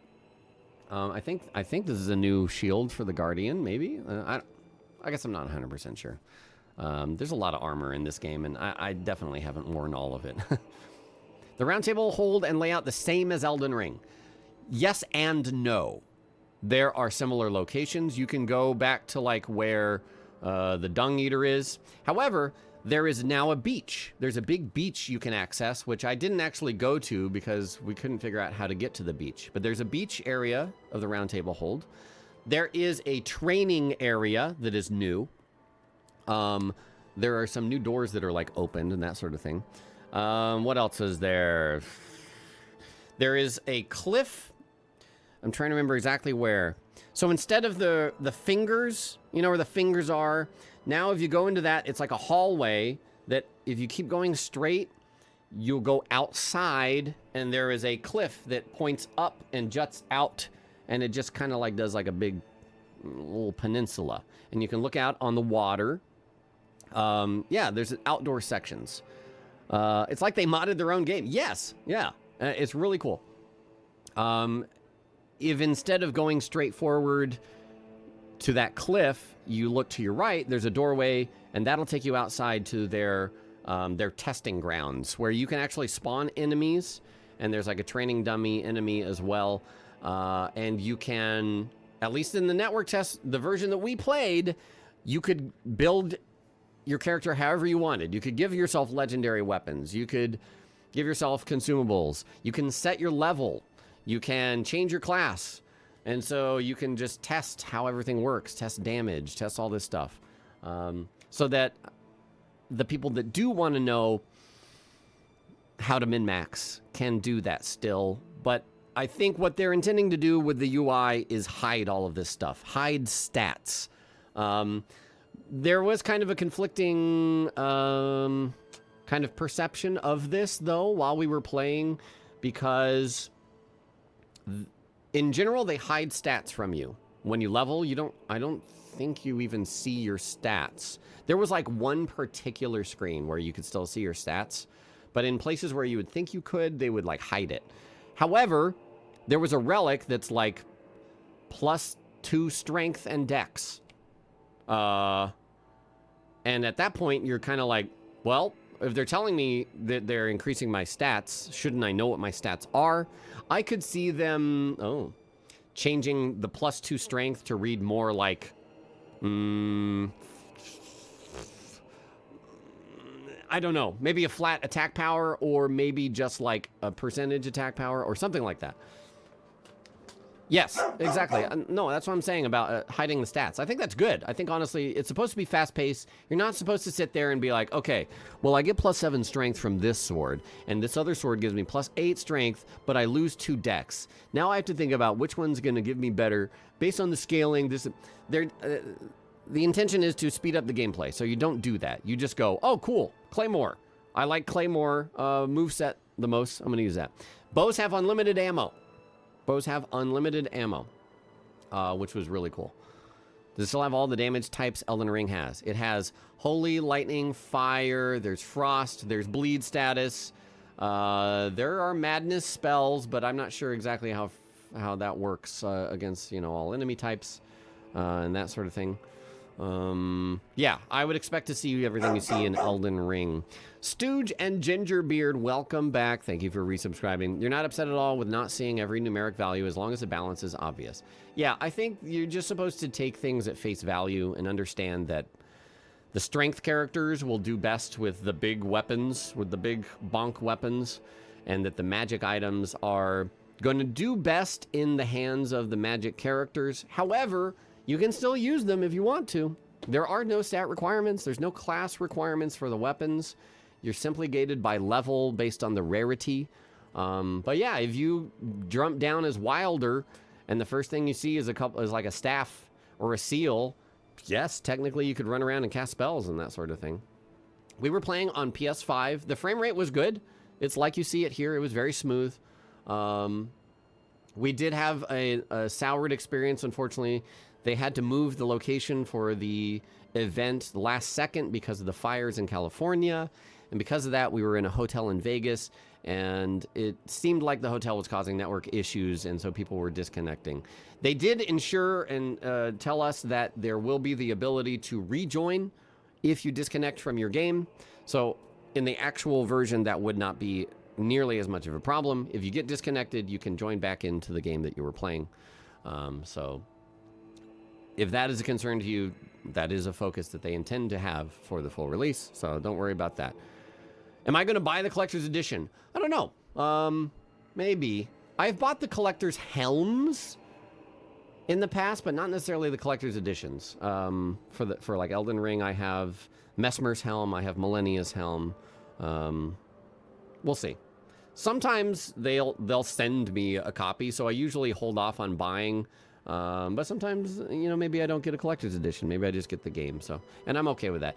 I honestly, I've kind of moved on past collector's editions. I used to get them for everything, but now I just have a bunch of boxes and statues and stuff, and I'm like, what am I doing with this stuff?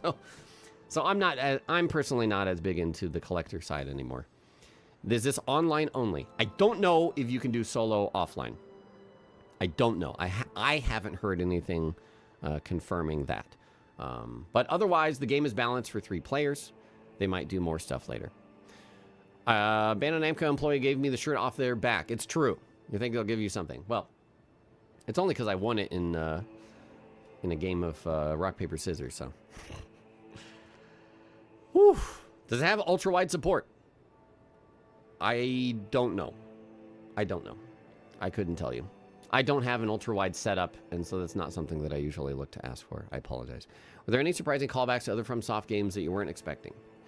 I think what we played and what the network test is mostly going to be is not those callbacks. I think they're holding on to those to be more of a surprise for when the game launches. Thinking about it, pretty much everything you're going to see in the network test is going to be Elden Ring based. Like I said, there was Centipede Demon that we did fight, so you might see Centipede Demon as well. It's possible the network test has some more stuff, but I don't know. I don't know. Gloom Shadows, thanks for giving the sub to Anthemian TV. Does the game come with a miniature doll of Ronnie? You can actually see the deluxe editions and the collector's editions because they posted that information now. If it's not solo, you're not interested. The intent is that you're going to be able to play solo or 3 players. From what I gleaned at the event, it seemed like if you play solo, you're going to be playing the 3-person difficulty, so it's going to be hard. Your strength. However, oh, what? Extraordinary. Extraordinary. However, with information coming out today, it sounds like maybe they will balance it for scaling for solo. And again, what I hear from Bandai is one thing, and what From Software is doing over there might be different, because From Software shares details limitedly, and so Bandai only knows what From Software will tell them, and sometimes those things change. So, yeah, it sounds like there's news that they are doing scaling for single player, so I cannot confirm that, but that's what it sounds like. Jackie B, thank you for the 10 gifted subs. Thank you so much. Data miners, please don't. Thanks. Well, they're going to once it's on PC, especially. Bandai doesn't read item descriptions. Bandai makes all of this possible, so I love them for that. Do you see any content from Shadow of the Erd Tree? I don't think so. Not in the playtest. I think it was all pretty much basic. You know, I didn't see an Erd Tree avatar. I didn't see an ulcerated tree spirit, so that's a win, right? Oh, you're right. Ons. Ons is a boss. Here you go. That's in this video even. So this boss is a dual fight between the Ons lightsaber boy and then the queen, demi-human queen Maggie or Mariga maybe, whichever. So yes, you're right. There is confirmation of a DLC enemy in there, but that, thinking about it, most of the things that I saw were not DLC. But again, people are going to be playing the network test in 2 days, and we're going to have a lot more information that, you know, we had such a limited time with the game, and especially with our unfortunate disconnection issues, what we could glean and what we could find. And with no captured footage to review either. All we've had is this B-roll that they gave us to watch. Yep, Vati's got a video. I think Vati had was at his own event. It was me and Iron Pineapple and Ouroboros at the Vegas event. And I think they had a few more around the world. So there's probably a lot of different viewpoints and little details that people may have seen that we can pool all that information together and have a bigger picture of what the game is. But again, the network test is out in 2 days, so that's going to be, not everybody, but everybody that got in, there's going to be a lot of people to access the game and figure things out. Ballistic Biscuit and Cold Brew, thank you so much for resubscribing. What time is the PlayStation State of Play today, by the way? I didn't see any Demon Souls enemy. I only saw Centipede Demon that was not from Elden Ring. Oh, 4 p.m. Oh my goodness. Okay. Hopefully the matchmaking isn't total butt cheeks. My friends don't like the Souls-like genre, so convincing them to try this with you is realistically not going to happen. Well, I mean, it depends on why they don't like the Souls-like genre, right? If you don't like dying at a checkpoint and having to run 2 minutes back to your boss to fight it, or you don't like the open world of Elden Ring and having to find your way and this and that, this removes all of that. So I would almost, I mean, the combat's the same, but the combat's beautiful and makes the game great. And it removes all these things that I think are big blockers to not non-Souls-likers. You know, if you go down, if you die, your friends are here. They can pick you back up. You can get going. It removes the walls that have been in place historically for multiplayer, where it's like, oh, I beat the boss. Well, now I got to like summon. I got to get summoned for my friend now so we can beat the boss, so we can keep going. That sort of thing. So, yeah, I think it's going to be a very different experience than a Souls-like game, especially a single-player, you know, story campaign-based game. Vora 31 months, welcome back. Adam Langens, welcome back as well. Yes, so the classes by default will have different types of like movement. The Duchess has a different dodge. She can do a double backstep, and the second backstep will do a backflip. She's very flashy. The Recluse has a very floaty kind of dodge. I'm not sure of the difference. I didn't play Guardian again, so the Recluse is kind of your just basic ass Elden Ring dodge. I don't know about the Guardian. Like, I didn't play him, like I said, and you can see how he's moving around in here, but it seemed kind of similar. But who knows? There's gonna be 4 other classes at least at the release of the game. Cross-platform, I think, has already been talked about. I think there was only like PS4 to PS5 and Xbox One to Xbox Series. Extraordinary. Cross-platform, but not across different platforms, if that makes sense. Does the PvP hitbox are the same as other Souls-likes? There's no PvP! There's no PvP! This is a PvE-only game. Hydrakami, 10 gifted subs. Thank you so much, Hydrakami. Okay. There's no armor. Correct. There's no encumbrance. Yeah.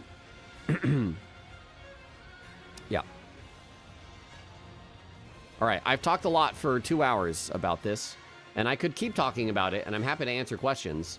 Any last questions that you guys would like answered? My voice will disappear. I mean, I do this every day for my job, so. Can you stagger a boss or the enemy out of a grab? Out of a grab? I don't know. But you can damage enemies while they're grabbing, and you can damage them while they're being riposted by a friend, and I love that. I love that. Does the map change each day or only items? I don't know what to extent. The enemy definitely gets stronger on day 2, but so do the rewards. I don't know what changes between the days. Like I said, on day 1, I remember seeing the dragon, but we didn't fight it.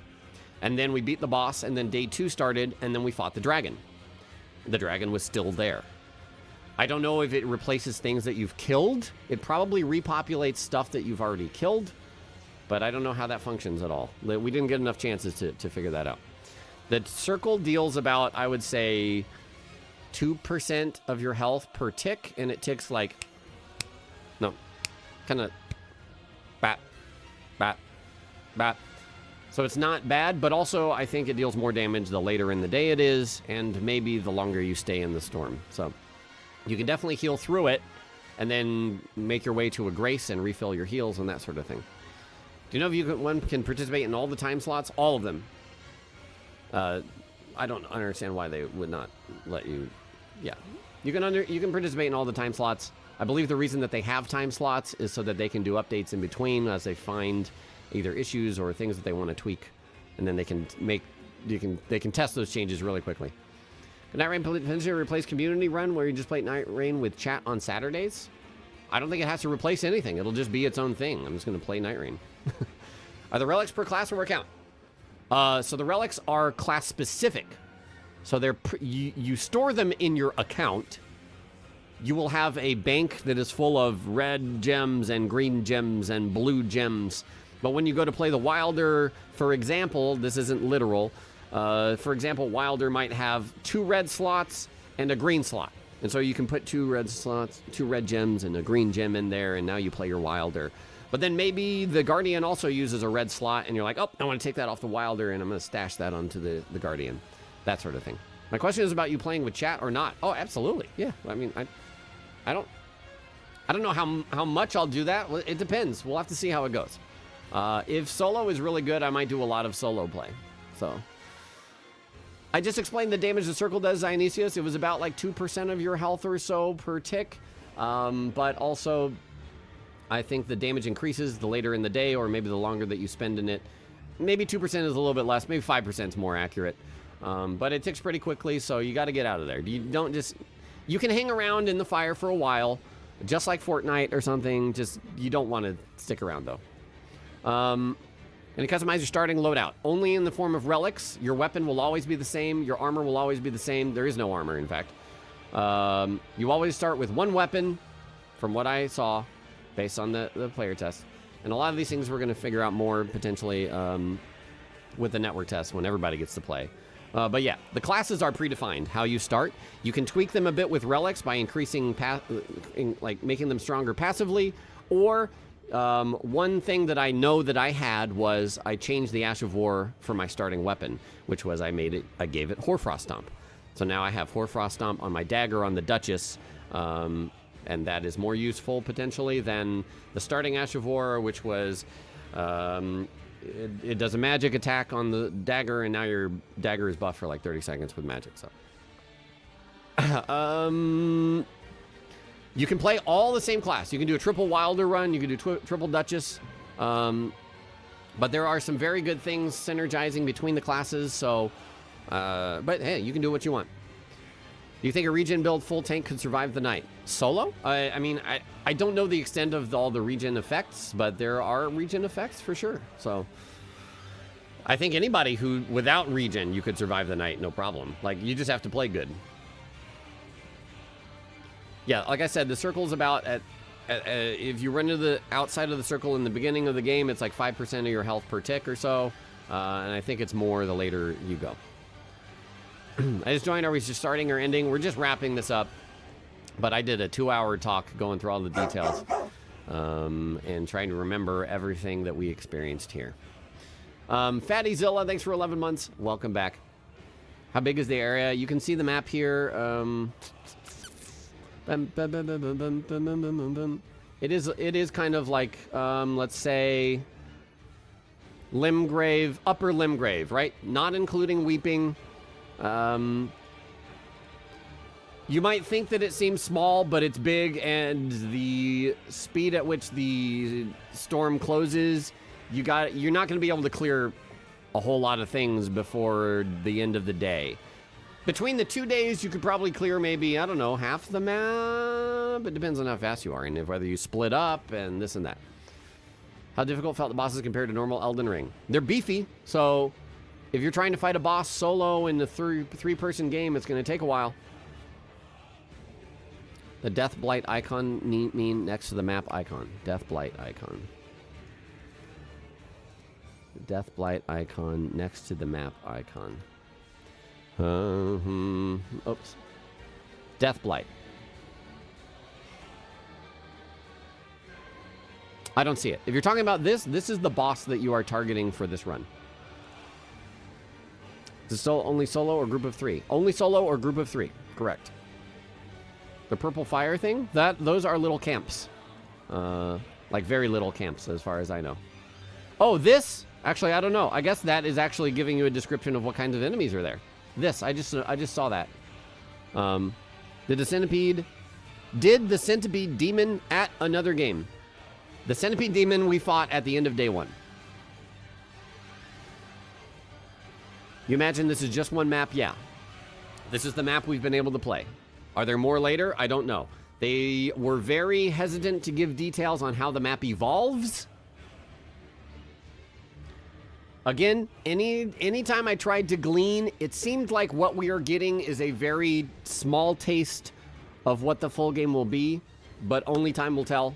The Bandai employees were very much just like,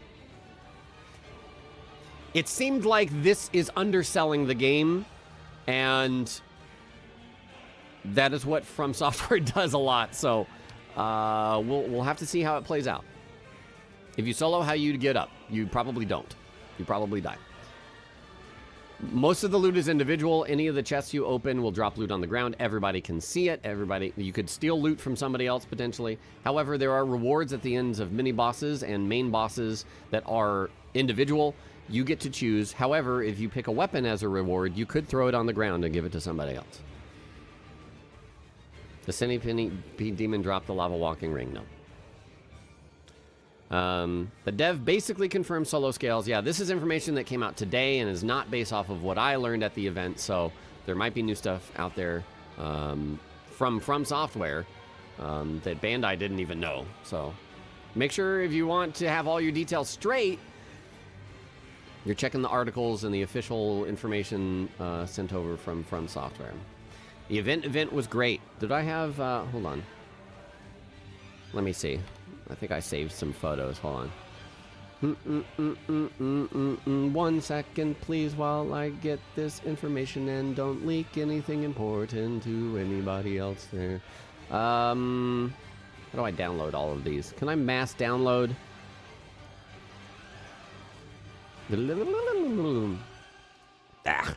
Save image. I will show you now the pictures of the event that I took that were... There's not many of them. But... there are 9 pictures. Half of them are not even... Well, most of them are actually not even the event. But it was held in Las Vegas. And like I said, it was a very last-minute change, which... is a little unfortunate because they had some cool things planned in Vegas, but due to the fires around there, they had to they decided to move it. So it wasn't as it wasn't what they originally planned for. And like I said, they were having some network issues at the hotel, so it kind of sucked that we would get disconnected. Again, they did confirm that in the final game, we'll see if they have it in the network test. That'd be cool if they did, but for the final release, at least, there will be the ability to rejoin if you disconnect from a game. Yeah, we had food here in this kind of ballroom, and then on the other side was the ballroom with, it was very dark in there, and they had the games, and they had PS5 setups, tables with 3 PS5s and monitors. This was my hotel, my view from the hotel room. Yay, look, there's the sphere. Got a cool view of the sphere. Yeah. Nice. Vegas. Ouroboros and I went to the Hello Kitty Cafe, of course. What? That's not. Oh, there you go. We went to the Excalibur casino in Vegas. This is after we got to play. We went to a little Japanese restaurant. They had sliders and stuff. Okay, that's it. That's all the pictures I have. I didn't take many pictures. But, yeah. Oh, I also had I took a picture of a really, really crappy drink I got at the Coke store there. But anyways. Traditional Japanese sliders, you betcha. You betcha. No, they had the Katsu slider. I mean, but it was a really cool, fancy Japanese place. And they also had like some General Tso's and... Well, I mean, I don't know. It wasn't even General Tso's. I don't remember what it was. Look, at that point, we were drinking. Okay, they had food. It was very good food. And then I just got to spend a lot of time with Iron Pineapple and Ouroboros and some of the Bandai guys, and we had some deep chats, and it was very good, very good. Katsu slider sounds like a TikTok dance. It probably is. Well, we're gonna have Mimic in this game. I was thinking about that the other day. Yep. How much weapon variety is there? A lot. A lot. If I had to guess, like I said, they had a training area where you could add any of the weapons, including legendary weapons. Again, let me just, to give you an idea of how these weapons have changed. You can get the Dark Moon Greatsword. It is a legendary weapon. When you attack with the Dark Moon Greatsword, every single time you swing, at the start of your swing, it'll do Karian Retaliation. Like, it will literally parry spells whenever you R1 with Dark Moon Greatsword. Another thing, whenever you hit somebody with the Dark Moon Greatsword, it applies like a 10% increased magic damage taken debuff. So, like, the way that they're transforming these weapons is very strong, in very strong ways. It's like, what the fuck are they doing? that was the main one that I noted that I was like, what the hell? I'm sure things are going to come out, and especially if they have the training area in the network test, you'll be able to look at all the weapons and how they work. And also, you get all the weapons, but when you acquire the weapons in a session, they are also going to have random modifiers on them, as you can see in other points when they pick up. So like this, improved lightning attack power. And they currently have, I guess they have the Lucerne equipped right now, and they're looking to loot this long haft axe, which has more attack. Again, they're trying to keep stats to a minimum. They just have attack values. And then you got to figure out whether you like the moveset and or the Ash of War. And then common weapons will have up to 1 slot. Rare blue weapons can have 2 slots. I believe it works this way. Rare's 2. Epic can have 3 slots of passives. And then legendary's 4 slots. So a single weapon can be game-changing depending on what sorts of modifiers you're getting on it. And again, every single slot you have a weapon in is giving you the benefit, even if you don't have the weapon out. Okay? So improved lightning attack power, you could have that in a slot that you're not using, and then your main weapon is like a lightning damage weapon. You're getting that benefit, even though you're not wielding it. So, yeah. This is not my footage, but I did get to play it early. They did not let us capture. We've just been reviewing this B-roll that they gave us, which is basically a session of the game. I've been talking about this for about 2 hours now, 2 hours, 15 minutes. We've been going through, I went through in depth this playthrough. We're going to throw it up on YouTube, so if you want to check it, there's a lot of information I've gone over. And yeah. The things that I have questions about now are when the game fully releases, how much, like if I beat all the bosses, okay, I'm not 100% sure this is how it works, but to my knowledge, I think it's going to be, there are 8 bosses that you can choose from, and then maybe when you beat all 8 bosses, you unlock the ultimate final boss, which is like the Night King or something like that.